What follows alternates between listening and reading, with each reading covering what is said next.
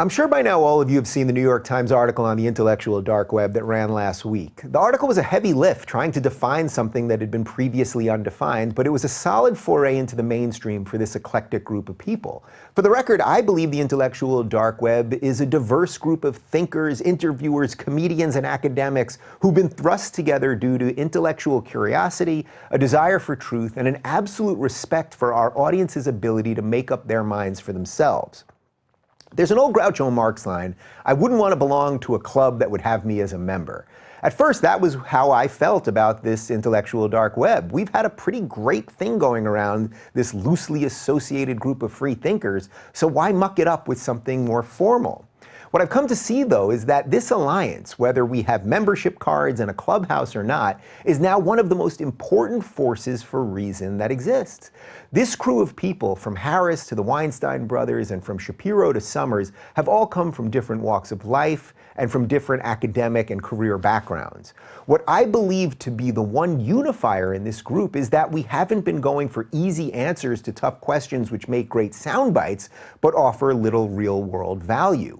We've all tried with success and sometimes with failure to communicate ideas that the mainstream media has either ignored or misrepresented because they often go against mainstream orthodoxy. For example, Sam Harris has tried to make a clear distinction between ideas and people, and why we must be able to criticize ideas, such as Islam, without becoming bigoted towards Muslim people. Progressive Bret Weinstein has tried to show a progressive university that fighting racism through racist acts, in this case a day of absence at school for white people, was actually itself racist.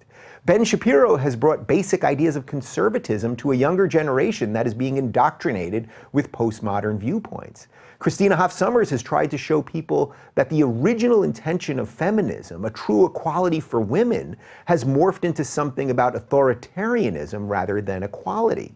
All of these conversations are important ones to have because without conversation on these important issues, the only option left is violence. It doesn't mean that you have to agree with anyone or everyone in this group of people, and they themselves disagree on many issues with each other, but the failure of the mainstream to honestly and maturely talk about these topics is exactly what drove so many of you guys to us in the first place.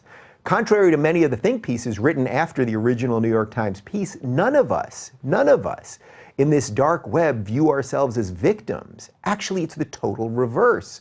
We're empowered by our ideas, in my case, the belief in the individual, and want you to be empowered to fight for what you believe in as well, even when you disagree with us.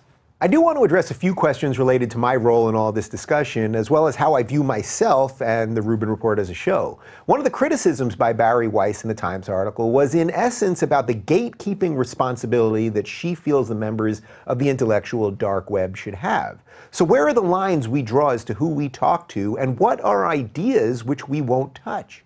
If a conversation we're having could lead you down a rabbit hole of unsavory people, is it incumbent on us to guard you against this journey, or is it on you as the viewer to decide what ideas and which people cause you to draw your own line?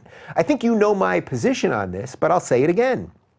I, as an individual, make the choices which I think are intellectually honest, and then I believe that it is on you, the viewer, as an individual, to decide which people and ideas you like or dislike, and then follow up on these people and ideas yourself. I've always felt this was the right way to look at being an interviewer, but I know that not everyone agrees with this premise, including some people I like and respect. I also have said many times before, along the way of making these decisions, I may make mistakes, but I'll always try to do what I think is right. There's also an interesting guilt by association situation developing here. My friend and mentor, Larry King, the true king of interviewing, could spend a week in 1994 interviewing David Duke, Louis Farrakhan, the cast of Seinfeld, Michael Jordan, and Frank Sinatra. Nobody in their right mind ever felt that that meant he was friends with or endorsed all of these people's views. Somehow, and maybe this is just partly because of YouTube and social media, these days if you even talk to someone, a certain segment of people think that this automatically means you stand by everything they've said and done. I view this as patently absurd and actually quite dangerous. We have to be willing to push the sensible boundaries of people we're willing to talk to, otherwise we're just talking to ourselves and thus furthering the echo chamber mentality that mainstream media fosters. This brings me to a couple people who I've had conversations with. I seem to get the most guff from having two specific people on the Rubin Report, as well as one interview I did outside of this show. I had Mike Cernovich on the Rubin Report in March of 2016, right when the Trump phenomena was first breaking through. At the time, I saw a lot of support online for Trump, but I couldn't find any mainstream people willing to talk about it. Cernovich was one of the few vocal supporters of Trump, was a published author, and was catching fire on Twitter. My conversation with Mike was totally civil and actually quite interesting to me, as I hadn't heard anyone articulate sensible support for Trump before that point.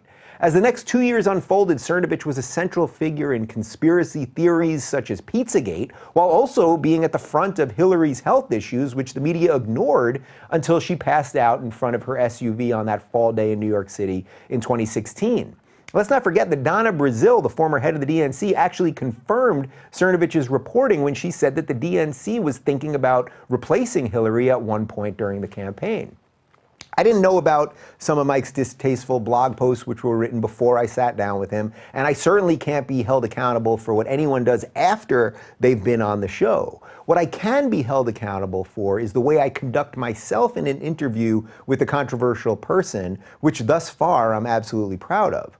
One of the reasons I wasn't surprised by the election of Donald Trump was because that very conversation that I had with Cernovich led me to believe it was going to be a possibility. So while mainstream media ignored figures which were deemed deplorable and felt that Hillary was a shoo-in, I dared have the conversations which allowed me, and hopefully you, to see the future more clearly. The other interview which people were upset by was my chat with Stefan Molyneux. Stefan is heavily focused on race and IQ, which is not a discussion I'm a pro at, nor one that I care to focus on that much. Actually, I asked him this very question during the interview. What is it about race and IQ that you feel the need to talk about it so much? His answer, in essence, was that he talks about it because he finds it so troubling. His answer is for you, the viewer, to either accept or reject. Perhaps I could have poked or prodded in another way, but I felt trying to figure out why he thinks as he does is what my job is. The other important one to address here is an interview that I did on the Alex Jones show back in February of last year. This was right after my Why I Left the Left video came out from Prager University, and I was getting a ton of press requests. That week I also did Tucker Carlson on Fox News and would have been just as happy to do MSNBC or CNN had they invited me. My feelings, as I've said in a bunch of live streams since, was that if I went on Jones's show and it was aired live and unedited, I might be able to bring my message of conversation and classical liberalism to Jones's audience. I know it worked, by the way, because I've received dozens of messages from Jones's fans who said how nice it was to hear a different perspective, and since then they've been challenged by other interviews that we do right here. The criticism, of course, is that I somehow legitimize Jones by doing his show in the first place. I don't see it that way myself, but I'm sympathetic to the argument, and as Uncle Ben said to Peter Parker, with great power comes great responsibility. I didn't think that a year ago I had great power, but as things have ramped up around here, it appears that I do these days. I should also remind you that there are plenty of people who wouldn't want me to sit down with Jordan Peterson because they say he's alt-right, or Sam Harris because they say he's anti-Muslim, charges that I and you know absolutely to not be true. This is the dangerous place we're all in when we all act like the gatekeepers of others' capacity to make decisions for themselves. With all this in mind, I'd like to offer up 3 Rubin Report rules going forward. 1, I will keep the focus more on ideas than on people. This won't always be totally possible, but I'll always do my best to honor that principle. 2, I'll continue to interview potentially controversial people, but will increase my efforts to shed light on ideas that they have that I'm concerned are unsavory. I'll give them a chance to explain themselves, as I believe that sunlight, of course, is the best disinfectant.